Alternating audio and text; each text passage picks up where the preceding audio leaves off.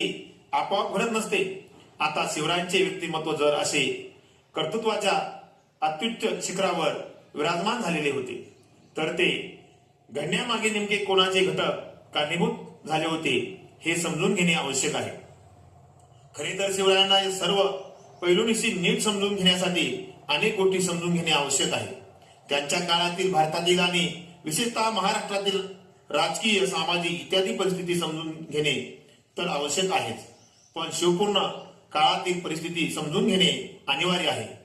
परंतु प्रस्तुत संक्षिप्त लेखनाचा आवाका इतका व्यापक नाही.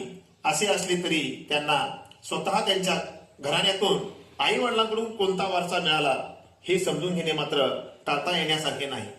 त्यांनी आपले चरित्र लिहिण्याचा आदेश परमानंदांना दिला. त्यामध्ये आपले विख्यात आजोबा मालोजी राजे यांच्यापासून चरित्र लेखनाला सुरुवात करण्याची सूचना होती. हे पाहता स्वतः शिवराय आपल्या मिळालेल्या वारसाबद्दल अतिशय कृतज्ञ होते. हे उघड आहे. आपण अचानक सर्व काही निर्माण केले अशा भावनेचा यतिचितही स्पर्श त्यांच्या मनाला झालेला नव्हता. आपली कौटुंबिक परंपरा महान आहे याचा आवर्जून उल्लेख करावा असे त्यांना वाटले. याचे कारण त्यांना त्या परंपरेचा सार्थ अभिमान होता.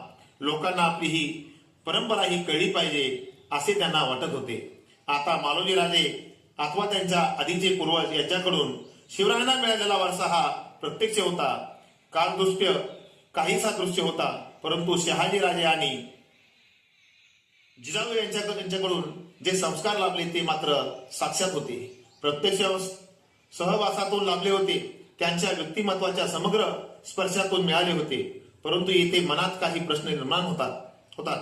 शहाजी राजे आणि जिजाऊ या दोघांच्या व्यक्तिमत्वात खरोखरच आपल्या पुत्राला देण्यासारखे काही उत्तम, उदात्त आणि सामर्थ्यशाली, स्वातंत्र्यशाली होते काय? त्यांच्या गुणांचे केवळ निरीक्षण करून देखील पुत्राला प्रोत्साहक उर्मी मिळाव्यात असे प्रेरक गुण त्या दोघांच्या चरित्रात होते काय? त्यांनी प्रत्यक्षरित्या शिवरायांच्या जीवन प्रवासाला काही दिशा दिली काय? काही वळण लावले काय? या दृष्टिकोनातून परमानंदांच्या शिवभारताकडे पाहिले असता त्याने शिवरायांच्या लाभलेल्या परंपरेविषयी अत्यंत तपशीलवार माहिती दिल्याचे आढळते.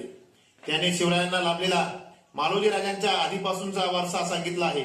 मालोजी राजांच्या कर्तृत्वाची, पराक्रमाची, लोकोपयोगी कामाची विस्तृत माहिती दिली आहे.